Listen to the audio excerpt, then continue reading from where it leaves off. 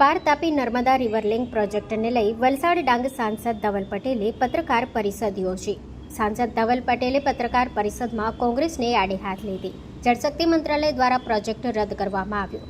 સાંસદ ધવલ પટેલે કોંગ્રેસના આદિવાસી નેતા અનંત પટેલને કથાકથિત કહ્યા. કેન્દ્ર સરકાર દ્વારા પ્રોજેક્ટ રદ કરવામાં આવ્યો. પ્રોજેક્ટ 2022-23માં જ રદ કરવામાં આવ્યું હતું. ઇલેક્શનની હાર ભાળી ગયેલી કોંગ્રેસે આદિવાસી સમાજને ગેરમાર્ગે દોરવા આ યોજનાને મુદ્દો બનાવ્યો. કોંગ્રેસના આદિવાસી ધારાસભ્ય અનંત પટેલે ધરણાબાજ અને બહાનાબાજ તરીકે સંબોધ્યા.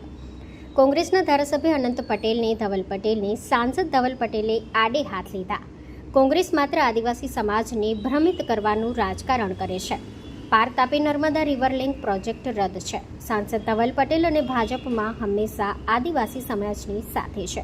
બ્યુરો રિપોર્ટ, સત્ય ડે ન્યૂઝ.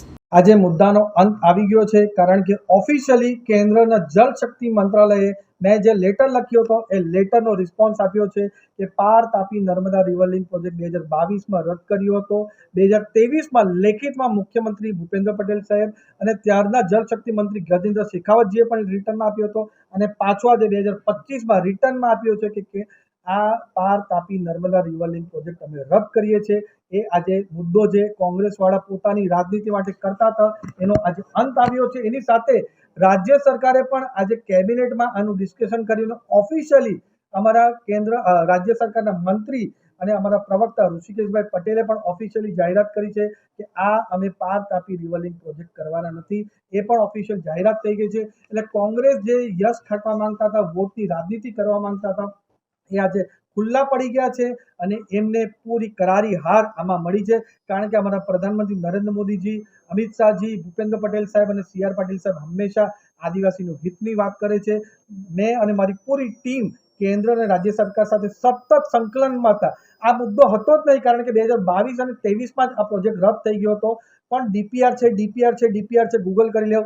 કોંગ્રેસના ધારાસભ્ય કહેતા હતા, પણ જે ડીપીઆરની વાત કરે છે એ 28 એપ્રિલ 2017 ઓફિશિયલ વેબસાઇટ પર આ તમે ડીપીઆર જોઈ શકો છો.